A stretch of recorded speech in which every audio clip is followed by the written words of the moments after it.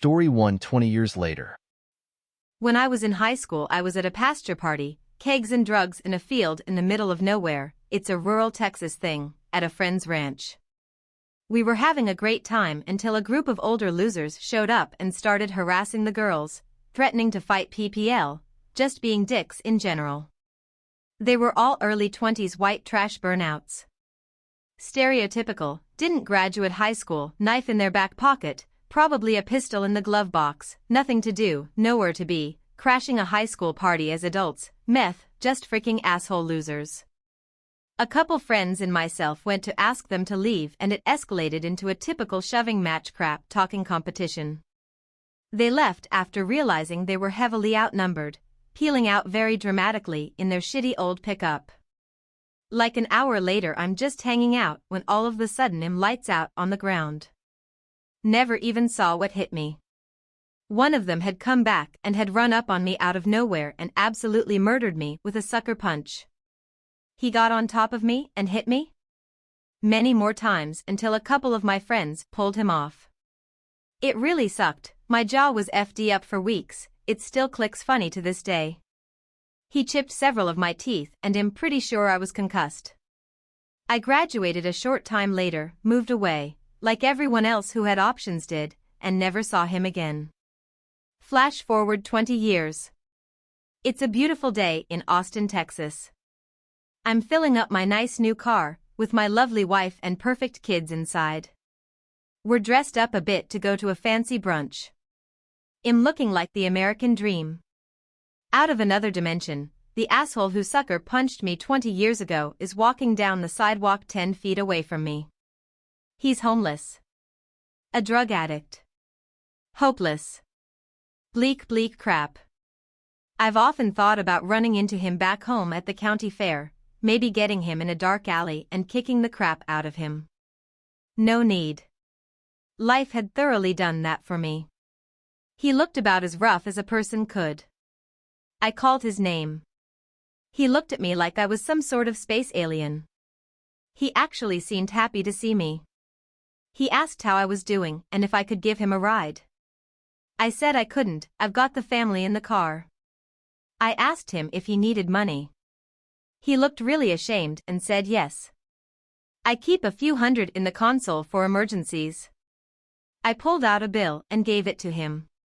When I did, he saw my family. I could see it hurt him, way more than the sucker punch hurt me. Be well, I said as I got in my car and drove away. For 20 years he had been some motherfricker that had viciously assaulted me for no reason. The only person on this planet I considered an enemy. Now he was just some broke-down bum. The best revenge is living well. Comment 1. Sometimes the best revenge is no revenge when considering the source. Comment 2. A guy stole a car from me 10 years ago but was caught and went to jail for it for a while. I've kept a Google alert on his name ever since, and just this morning another news article popped up that the guy, who is now 30 and homeless, was arrested for breaking into cars and was served with many warrants. Meth takes you nowhere. I think back on all the joyful and happy things that have happened to me in the last 10 years. What a great decade I've had since that fateful day when he stole my car, and I don't feel sorry for him one bit. Comment 3. Sometimes a bully does it to themselves. One of my high school bullies near the end of his senior year was proudly telling everyone he got into the union and would be working at the auto plant down the road. I'm set for life. Which was good, because he'd gotten his GF pregnant and had a forced, quickie wedding. 10 years later, I'm back visiting family and friends. We are hanging out at a local bar. There is a 40-plus-year-old barfly, who looks familiar. I asked the barman if he knows who that is. I'm thinking someone's older brother or even parent. Nope, it's my high school bully. Guess he was not set for life. I didn't even talk to him or send him a drink. Comment 4. You have a beautiful heart. Your compassion just make you that better person. Yes, live well. Comment 5. The best revenge is living well. Your gracious gesture of giving him some money was the cherry on top. Comment 6. I like to think that karma took care of him on your behalf and you took the high road, Good for you. Story 2. Landlord screws himself out of over 700. Edit, I haven't slept in a while, the title is wrong, and my maths was off. It's actually 1,000. Winky face. Our landlord sucks. I know, not an original experience, but this is one of the few instances so far where we've been able to get a one-up on him, so I thought I'd share. I'm currently living in a major city with 2 friends.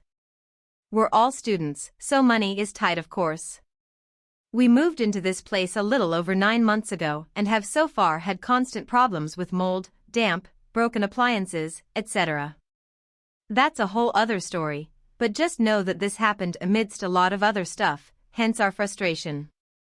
All the doors in our place are wood, with little silver handles. They each have a cover you can remove to see all the screws keeping the door handles in place. This will be important later on. The doors were also swelling like crazy due to how damp our flat was, and half of them no longer fit in the door frames. Some wouldn't close all the way, others you would have to slam shut. My flatmate's bedroom door was one of these slammable ones. One day, my flatmate got out of bed and tried to leave his room, only to find his door handle was totally flaccid. Like, he would push it down, and nothing would happen. He was totally trapped in his room. The only way he ended up escaping was by using some skate tools he had in his room at the time and totally removing the handle from the door.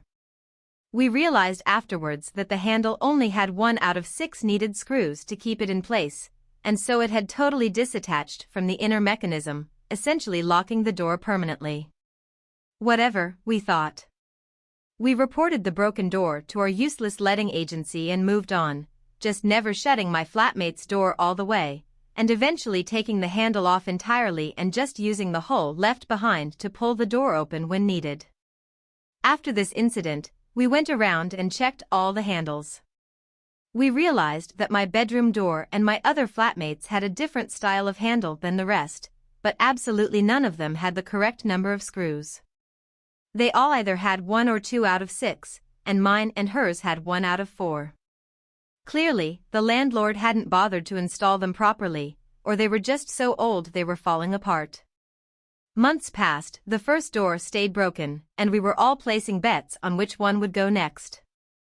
Our landlord was giving us the run around as per usual, and we were still dealing with all of the other issues going on, so my flatmate's broken bedroom door became sort of a side issue. It was annoying having a door with no handle, and it was also a major fire hazard, but what could we do? There was no way for us, a couple inexperienced teenagers, to refit the mechanisms in the handles by ourselves. We considered it, especially since the hole where it was supposed to sit was super torn up. Also, not our job. Anyways, like I said, it's a few months down the line, and another handle goes. This time it's the bathroom. Unlike my flatmate's bedroom, this one broke so that if you closed it from the inside, you could open it again, but if you were outside you couldn't get back in. You also couldn't lock it. Again, we report it, and just don't close the bathroom door when no one's in it. Until, my flatmate was running a bath, with the door open, of course, and the steam was coming out into the hallway. We have a temperamental fire alarm, so my other one says, "Hey, watch the steam." And without thinking, he shuts the door. No one is in the bathroom. My other flatmate, his girlfriend, says, "Did you just close the bathroom door?" He looks at her. "Frick," he says. So now, we have a locked door scenario with a timer, because if we don't get this door open in the next couple minutes, we are going to start flooding our fricking bathroom. We all panic, some chaos ensues, and luckily my flatmate is able to remove the handle, push the mechanism through, dislodge the other handle, and bust the door in. No flooding, thank God, but now we were all really pissed off. We nearly ruined our bathroom and possibly affected the people living below us because our landlord was a lazy prick and didn't install his door handles correctly. The next day, I call up our letting agent and essentially demand she send out a contractor to replace the now 2 broken door handles. Bear in mind, one of them has been broken for maybe 3 or 4 months at this point. She apologizes for the delay and says she'll get back to me.